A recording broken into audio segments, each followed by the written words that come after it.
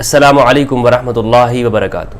شام غریبہ کیا ہے، شام غریبہ کسے کہتے ہیں، اس حوالے سے آج میں گفتگو کرنا چاہوں گا، کیونکہ ہمارے اہل سنت معاشرے کے اندر اس حوالے سے بڑے منفی پروپیگنڈے موجود ہیں، اور اب سے نہیں کافی عرصے سے ہم سوشل میڈیا پر یہی سنتے آ رہے ہیں، اور بہت سارے لوگ ہمارے سنی معاشرے کے اندر یہ بات عام ہے کہ شام غریبہ کے اندر یہ کیا جاتا ہے، ایک منفی پروپیگنڈا ہے، لائٹیں بجھا دیتے ہیں، اس میں معاذ اللہ اس طرح کی باتیں مشہور ہیں اس حوالے سے کہ میں اپنی زبان پہ نہیں لا سکتا ہوں، اور یہ میں نے بڑے علماء سے جو ہمارے ہاں معتبر سمجھے جاتے ہیں ان سے سنا ہے، اور وہ اس میں جو شیعہ مکتب فکر ہے، شیعہ برادران کے اوپر یہ طنز طعن و تشنیع کرتے ہوئے کہتے ہیں کہ تم تو شام غریبہ کی پیداوار ہو، تم تو شام غریبہ کے اندر تمہیں تو پتہ ہی نہیں ہے کہ تمہارا باپ کون ہے وغیرہ وغیرہ، اس طرح کی باتیں کی جاتی ہیں۔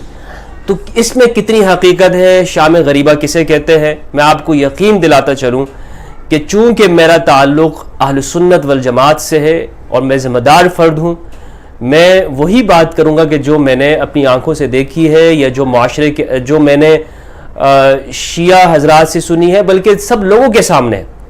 اب تو سوشل میڈیا کے آنے کے بعد یہ کوئی بات کسی سے چھپی ہوئی نہیں ہوتی، تو یہ ہمارے ہاں جو پروپیگنڈا ہے کہ شام غریبہ میں یہ کیا جاتا ہے، لائٹیں بند کی جاتی ہیں، اور اس میں طرح طرح کی بکواسات چیزیں شامل کی ہوئی ہیں۔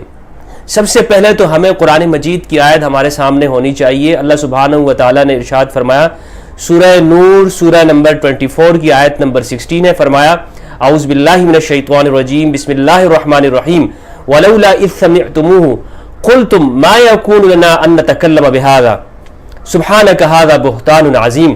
کیوں نہ اسے سنتے ہی تم نے یہ بات کہہ دیا کہ ہمیں زبان سے یہ بات نکالنا زیب نہیں دیتا ہے، اور یہ تو کھلم کھلا جھوٹ ہے، بہتان ہے، ھذا بہتان عظیم، یہ بڑا بہتان ہے۔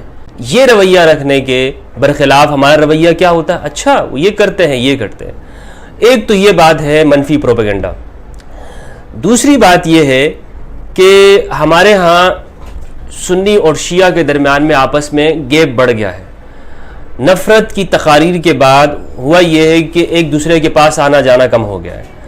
میں گزارش کروں گا اہل سنت کے جو بڑے علماء ہیں، مفتی طارق مسعود صاحب سے میری یہ گزارش ہے، چونکہ اہل سنت دیوبندی مکتب فکر کے بڑے علماء میں شمار ہوتے ہیں، تو انہیں چاہیے کہ وہ خود شام غریبہ کے اندر جا کے بیٹھیں، انہیں پتہ چلے کہ یہ ہوتی کیا ہے، اور اس حوالے سے جو پروپیگنڈا ہے پھر باہر میں نکل کے وہ اس پر ایک ویڈیو بنائے کہ انہوں نے کیا دیکھا۔ اور یہی طریقہ ہونا چاہیے کسی بھی بات کے حوالے سے رائے دینے کا۔ لیکن ہمارے ہاں رائے کیسے دی جاتی ہے، فتویٰ کیسے دیا جاتا ہے؟ جی کوئی شخص آپ کے پاس آتا ہے اور وہ کہتا ہے اس بندے نے یہ بات کہی ہے، اس نے توہین صحابہ کی ہے، اس نے یہ بات کہی ہے، اور ہم کہتے ہیں فتویٰ لکھ دیتے ہیں، ٹھیک ہے جی یہ بات صحیح ہے۔ ارے یہ کیا طریقہ ہوتا ہے؟ فتویٰ دینے کا یہ کون سا طریقہ ہے، یا کسی کے اوپر کسی کے بارے میں رائے رکھنے کا؟ یہ بالکل غلط طریقہ ہے۔ ان جاءکم فاسق بنبأ فتبینوا ان تصیبوا قوما بجہالۃ فتصبحوا علی ما فعلتم نادمین، کہ جب تمہارے پاس کوئی شخص کریکٹر لیس شخص خبر لے کر آتا ہے تو اس کی تحقیق کرو، فتبینوا، کہیں ایسا نہ ہو نادانی کے اندر تم ان کے بارے میں کوئی نقصان پہنچا بیٹھو۔ لیکن یہ رویہ ہم مسلمان اپنے مسلمان بھائیوں کے لیے یہ نہیں رکھتے۔ تو ہونا یہ چاہیے تھا کہ ہمارے افراد جاتے شام غریبہ کو اٹینڈ کرتے، کوئی منع تو نہیں ہے۔ اب تو ٹی وی کے اوپر آ رہی ہے، سینکڑوں ٹی وی چینل لائیو نشر کی ہے محرم الحرام کی شام غریبہ کو، اور پہلے ہم سنتے رہتے تھے شام غریبہ، علامہ طالب جوہری صاحب کی سپیچ آتی تھی پی ٹی وی سے، شام غریبہ، اب سینکڑوں علماء کرام کی آ رہی ہے ٹی وی کے اوپر۔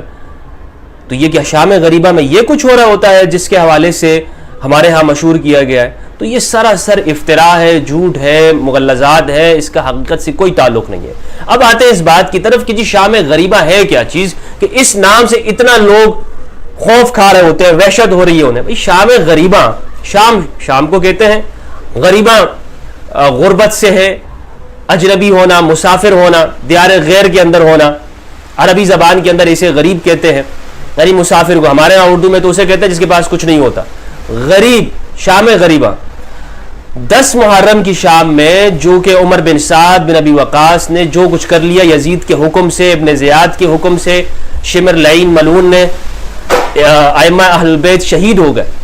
اب مصائب کو بیان کرنا یہ شام غریبہ کے اندر بیان کیا جاتا ہے، اور یہ محرم کی آخری مجلس ہوتی ہے. اس مجلس کے اندر امام حسین علیہ السلام کے لیے مصائب بیان ہوتا ہے کہ جو بیویوں کے اوپر گزرا، جو بچوں کے اوپر گزرا، جو بچ گئے تھے وہاں پر. اس میں اور کچھ نہیں ہوتا، بس اندھیرا کر لیا جاتا. اور یہ اندھیرا کرنا ہمارے یہاں معاشرے کے اندر، ہمارے یہاں صوفیزم میں ذکر کی مجلسوں میں اندھیرا ہوتا ہے. تو کیا ہم بھی وہاں پہ کوئی غلط کام کر رہے ہوتے ہیں؟